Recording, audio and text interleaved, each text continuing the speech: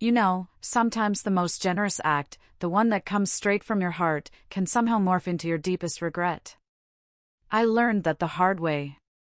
I'm Daniel, and the best gift I ever gave, a mountain lodge for my parents, didn't just cost me a few $100,000. It nearly cost me my family, my peace of mind, and irrevocably changed my relationship with my own sister. It felt like a nightmare I couldn't wake up from. It started like so many stories do these days, with a sudden, overwhelming amount of money. I'm 32, and about 8 months ago, my software company went public. Suddenly, I had more money than I knew what to do with. Growing up, we didn't have much. My dad, Arthur, worked as a mechanic for 30 years. He'd come home every night with grease under his nails and a back that ached so bad he could barely stand straight.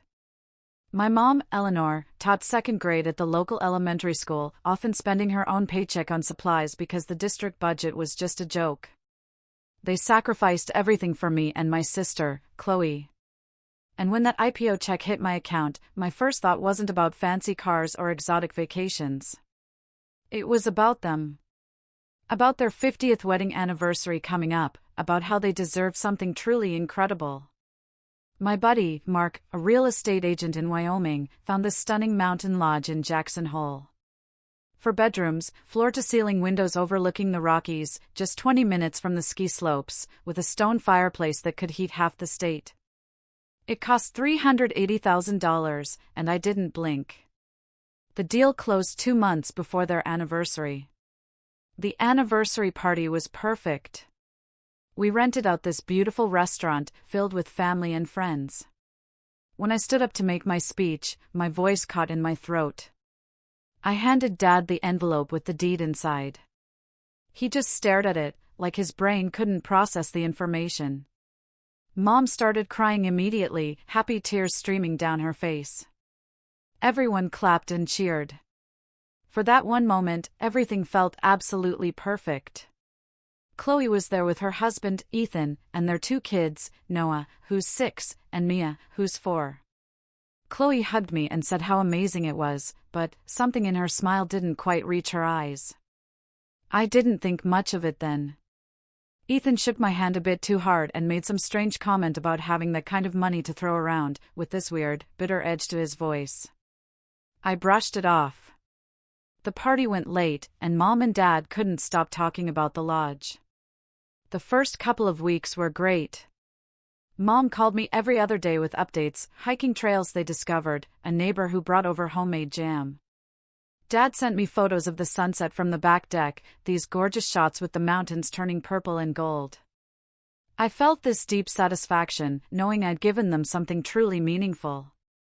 Then Chloe started visiting them at the lodge. At first, it seemed innocent, just family wanting to see the new place. She brought the kids up for a weekend, posted a bunch of photos on social media with captions about family time in paradise. Mom mentioned that Chloe seemed really taken with the place, constantly talking about how peaceful it was, how the mountain air was good for the kids. I didn't think anything of it. Chloe had always been a little dramatic, always chasing the next shiny thing, but I never thought she'd cross the line from admiration to entitlement. 3 weeks after the anniversary, Chloe showed up at the lodge with Ethan and the kids, all their suitcases packed. She told Mom and Dad this heartbreaking story about how Ethan had lost his job, how they were 2 months behind on their mortgage, how the bank was threatening foreclosure. She cried and begged, asking if they could just stay at the lodge for a little while until they got back on their feet. Mom and Dad, being the kind people they are, immediately said yes. How could they turn away their own daughter and grandkids? Chloe promised it would only be 2 weeks, maybe 3 at most. My parents didn't even tell me about this arrangement at first. When Mom finally mentioned it casually during a phone call, I felt uneasy, but I didn't want to be the bad guy. I just told her to make sure they were actually looking for work. Mom assured me everything was fine, that Chloe was already applying to jobs, that Ethan had interviews lined up. Right around this time, I had to leave for a business trip. We were finalizing a huge contract with a client in Portland, and I needed to be there in person for a month of meetings and negotiations. My wife, Sarah, stayed home because of her work, and I flew out thinking everything was under control. I called Mom and Dad every few days from Portland, and the conversations got progressively weirder. Mom's voice sounded strained, tired in a way that had nothing to do with physical exhaustion. Dad barely spoke, just gave one-word answers. When I asked about Chloe, there was always this long pause before Mom would say, "Everything's fine," in this fake, cheerful voice that made my stomach hurt. Something was wrong. I could feel it, but I was stuck in Portland with back-to-back meetings and a contract worth millions hanging in the balance. I thought about flying home early, but every time I brought it up, Mom insisted everything was okay. The deal closed 3 days early, which meant I could fly home a week ahead of schedule. I didn't tell anyone I was coming back. I just booked the flight and decided to surprise my parents at the lodge. I rented a car at the airport and drove straight up to Jackson Hole. When I pulled into the driveway, I immediately noticed Mom and Dad's car wasn't there. Just Chloe's SUV and Ethan's beat-up truck. I walked up to the front door and heard shouting from inside. Loud, angry voices that made me freeze with my hand on the doorknob. I pushed the door open. The scene inside made my blood run cold. Mom was on the couch, face buried in her hands, shoulders shaking with sobs. Dad stood near the fireplace, his whole body trembling like he might collapse any second. Chloe stood in the middle of the room, arms crossed, face red with anger, screaming about how the house should be hers.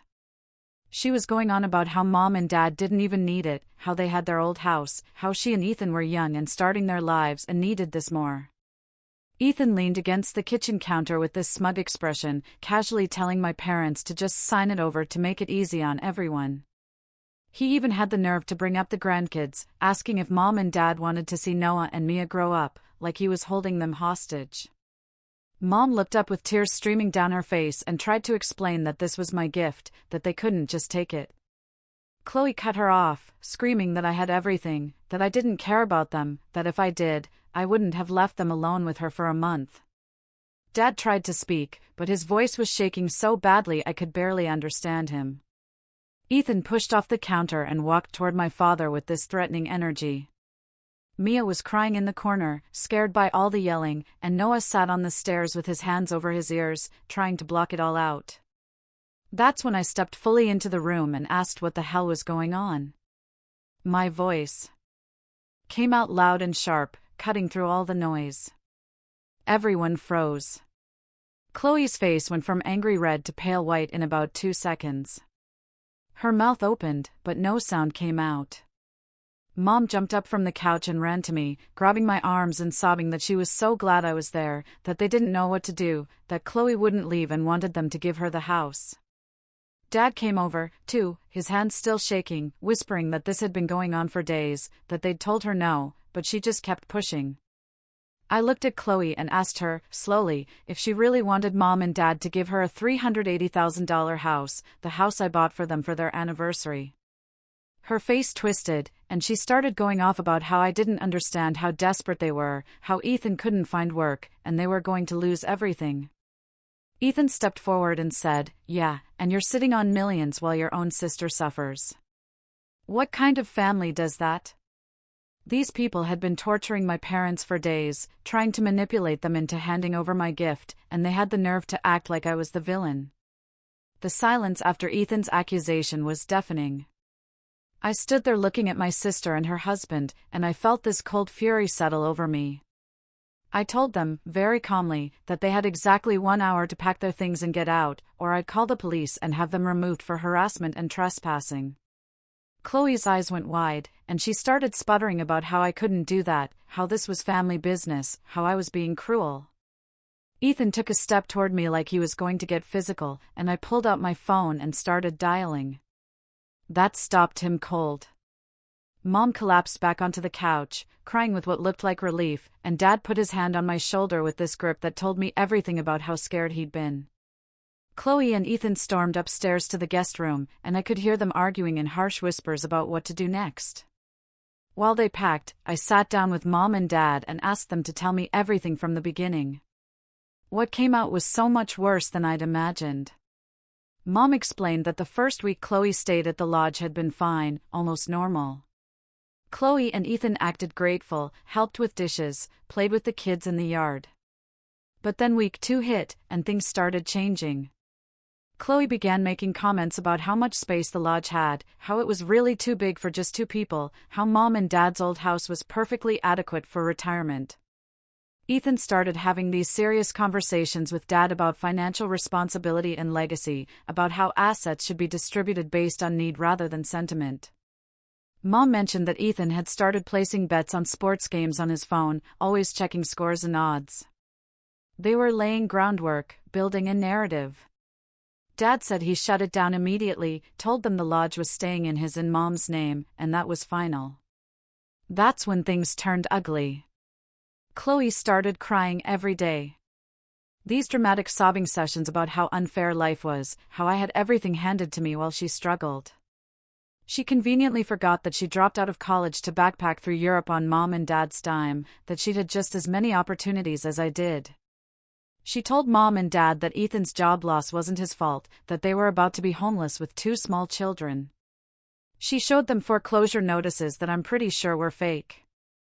She said their landlord was threatening to evict them, that family was supposed to help family in times of crisis. Mom's voice broke when she told me this part. She said they offered to help with rent, to loan Chloe and Ethan money for a new apartment, but Chloe insisted that wasn't enough. She wanted the lodge. She said it was the only solution that made sense, that Mom and Dad were being selfish. When Mom and Dad refused, Chloe started bringing the kids into it.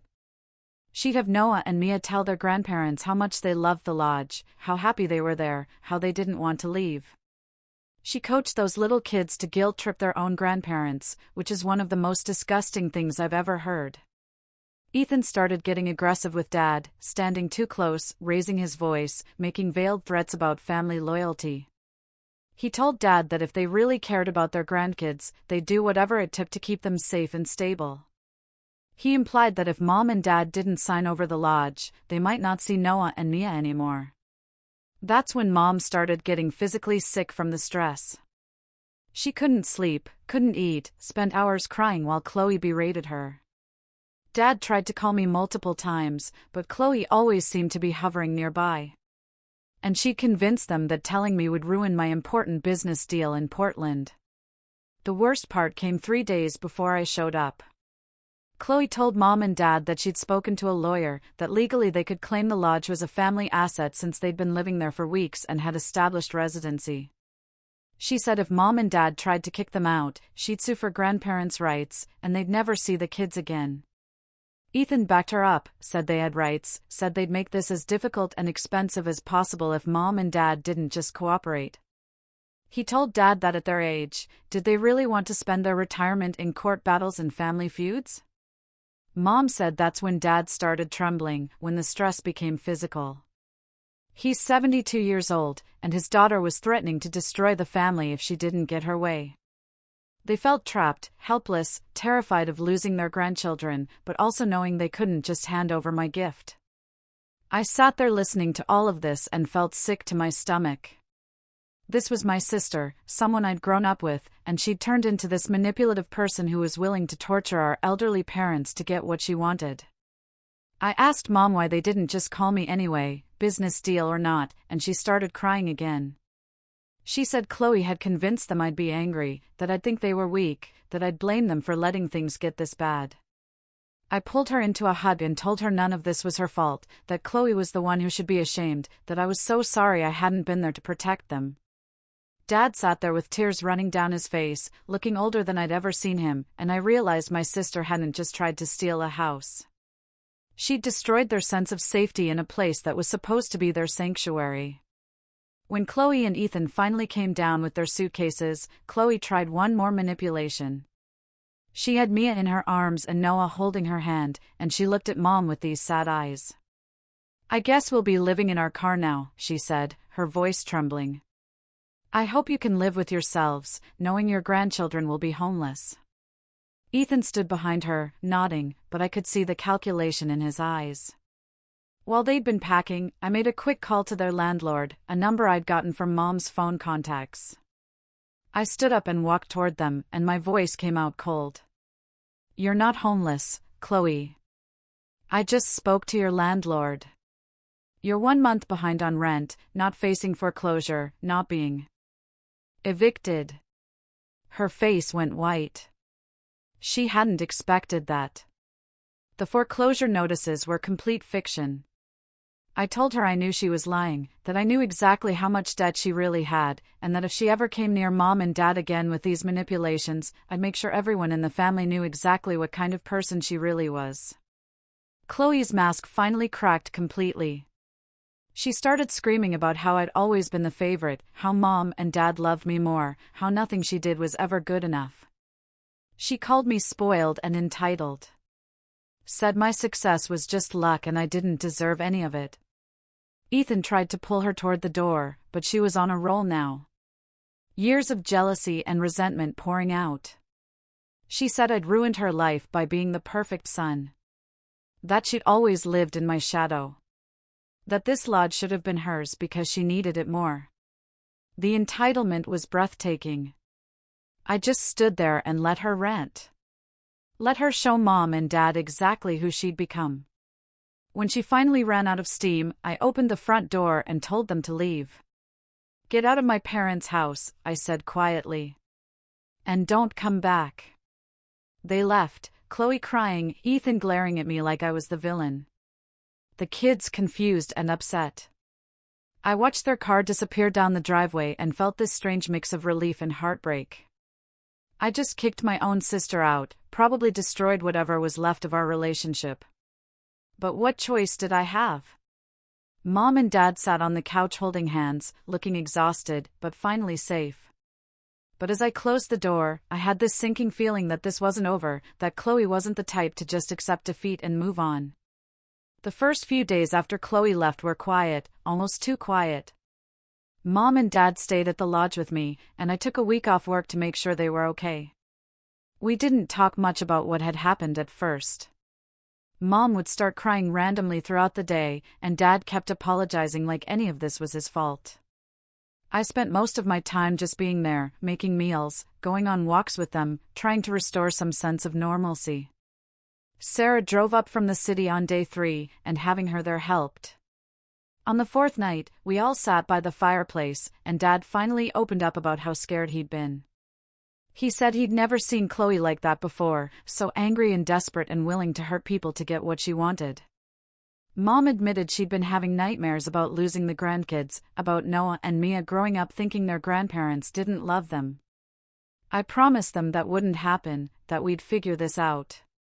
2 weeks after I kicked Chloe out, a package arrived at my apartment in the city. Legal documents. My sister was suing me for emotional distress and claiming I'd verbally promised her the lodge. The paperwork was ridiculous, full of lies about how I'd told her the house was meant for the whole family, how I'd encouraged her to move in and then cruelly evicted her. She claimed Mom and Dad had agreed to sign over the property, but I'd manipulated them into changing their minds. She was asking for $300,000 in damages plus ownership of the lodge. I sat there reading this fiction she'd created, and my hands started shaking. Ethan's influence was all over this. The language, the strategy, the manipulation of facts. I called my attorney, a sharp woman named Rebecca, who'd handled my business contracts, and she read through everything with this expression that went from annoyed to amused. She told me the case was frivolous, that Chloe had no legal standing, but that we'd still have to respond and possibly go to court. She warned me it would take time and money. The legal battle stretched out over 10 weeks. Chloe filed motion after motion, each one more desperate than the last. She tried to get depositions from Mom and Dad, probably hoping to confuse or intimidate them on record. Rebecca shut that down fast. Chloe's lawyer tried to subpoena my financial records. The judge denied it.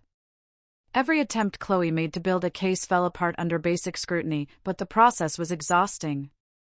I had to miss work for court appearances, spend thousands on legal fees, and watched my sister lie under oath multiple times. She sat on the witness stand and told story after story about how I'd always hated her, how I'd bought the lodge specifically to exclude her, how our parents feared me. It was like watching a stranger. Rebecca demolished her on cross-examination, brought up the landlord's testimony about the rent situation, showed text messages where Chloe had told friends she was going to get what she deserved from the lodge situation. The judge wasn't impressed. During all of this, Ethan disappeared. Literally just vanished one day in the middle of the court proceedings. We found out later he'd gotten into serious trouble with loan sharks over gambling debts nobody knew about. Those sports bets he'd been placing at the lodge weren't just casual gambling. They were feeding a serious addiction. He'd apparently been planning to use the lodge as collateral for more loans to cover his losses. When his creditors started circling, he packed a bag and left Wyoming entirely. Chloe came home one day to find half their apartment empty and a note saying he had to take care of some things. She tried calling him for days, but his phone was disconnected. That's when she finally started to break. She showed up to court looking destroyed, no makeup, hair unwashed, and her lawyer requested a recess. During that recess, Rebecca got a call. Chloe wanted to drop the lawsuit. She couldn't afford her attorney anymore without Ethan's income, and she was facing the reality of being a single mom with 2 kids and no real job prospects. The lawsuit had been her last desperate attempt to fix her life, and it had failed spectacularly. The judge dismissed the case with prejudice, meaning Chloe couldn't refile. He also ordered her to pay my legal fees, which came to about $18,000. She didn't have it, obviously, so Rebecca set up a payment plan that would take her years to complete. I asked Rebecca if we could just waive it, and she looked at me like I was crazy. She tried to steal from your parents and then sue you with lies, she said. But I couldn't do it. I had Sarah call Chloe's lawyer and tell them we'd forgive the debt if Chloe agreed to therapy and stayed away from Mom and Dad for 6 months. Chloe agreed immediately. Those 6 months were hard on Mom. She missed the grandkids terribly, would cry looking at photos of Noah and Mia. Dad was angry, which was rare for him. He felt betrayed in a way that went deeper than the lodge situation. His daughter had threatened him, manipulated him, and then lied in court about it. I convinced them both to try family therapy, found a good counselor who specialized in family trauma. The sessions were brutal at first. Mom kept making excuses for Chloe, falling back into old patterns of protecting her.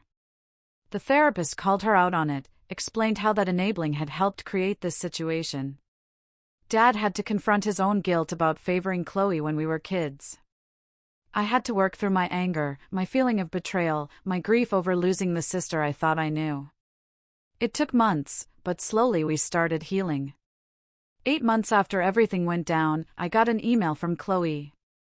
The subject line just said, "I'm sorry," and I almost deleted it without reading, but something made me open it. She wrote that she was in therapy twice a week, working 2 jobs to support herself and the kids. She had primary custody because Ethan had officially abandoned them, hadn't sent a single child support payment, or even called to check on Noah and Mia. She'd moved into a smaller 2-bedroom apartment and was slowly rebuilding her life from scratch. The email was long, probably too long, but I read every word. She didn't make excuses. She didn't try to justify what she'd done or blame it all on Ethan. She took responsibility. She wrote about how jealousy had poisoned her for years, how she'd watched me succeed and felt like a failure in comparison. She said Ethan had fed that resentment and twisted it into entitlement. But she acknowledged that she'd let him because it was easier than admitting her own shortcomings. She was teaching Noah and Mia about hard work now, about earning things instead of expecting them to be handed over. She'd gotten a job as a server at a diner and was taking online classes to finish her degree. The last paragraph hit me the hardest. She wrote that she wasn't asking for forgiveness, that she knew she didn't deserve it and might never deserve it. She just wanted me to know that she was trying to become a better person, not because she thought it would fix anything, but because her kids deserved a better mom. She said if I never wanted to speak to her again, she'd understand and respect that. But if there was any chance, even a tiny one, that someday we could have a relationship again, she'd wait however long it took. She wanted Noah and Mia to know their uncle and their grandparents, but only if we were comfortable with it, and only when everyone was ready. She ended the email with, "I destroyed something beautiful because I couldn't stand seeing you happy. I have to live with that every day. I'm so sorry, Daniel." I sat there staring at my laptop screen for probably 20 minutes after I finished reading. Sarah came home from work and found me like that, and she read the email over my shoulder. She asked what I was going to do. Part of me was still so angry, still hurt by the betrayal. But another part of me saw my sister in that email. Not the monster who'd terrorized our parents, but the girl I'd grown up with who'd always struggled to find her place in the world. I talked to Mom and Dad about it that weekend. Mom wanted to reach out immediately, but Dad was more hesitant. The therapist had warned us about not rushing into reconciliation. We decided to take it slow. I wrote back to Chloe a few days later. I kept it short. I told her I appreciated her honesty and that I could see she was working on herself. I said I needed more time, and Mom and Dad needed time too.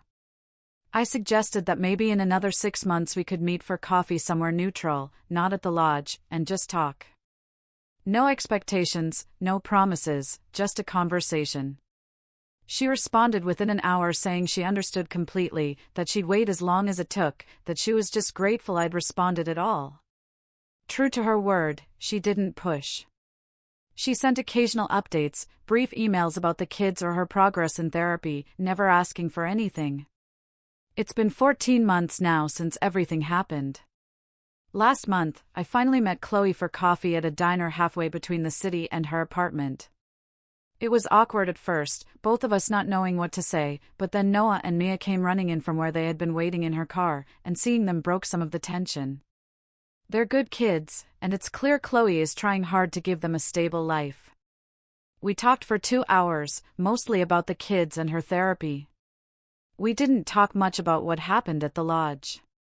That conversation will come eventually, but this was a start. When we left, she hugged me and thanked me for giving her a chance. I told her we'd do it again next month. Maybe bring Mom and Dad to meet the kids for a supervised visit.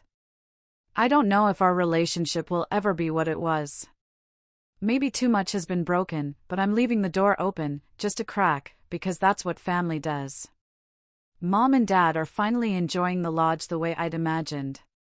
They spend most weekends there now, and Dad's been talking about retiring there full-time. Sarah and I visit them once a month, and those weekends have become my favorite time. Sitting on that deck watching the sunset, seeing my parents relaxed and happy, knowing they're safe. The most expensive gifts aren't always measured in dollars. Sometimes they cost pieces of your heart, and your family, and your peace of mind. You give them anyway, hoping they'll grow into something beautiful. Sometimes they do, and sometimes they don't, but you gave them regardless. And maybe that's what matters most. Not the gift itself, but the love behind it and the willingness to protect it when someone tries to take it away. Mom and Dad know I'd do anything for them. And after everything that happened, I think they finally believe it. That might be the real gift I gave them. Not the lodge, but the certainty that someone will always have their back.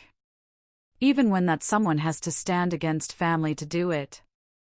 What do you think about this story?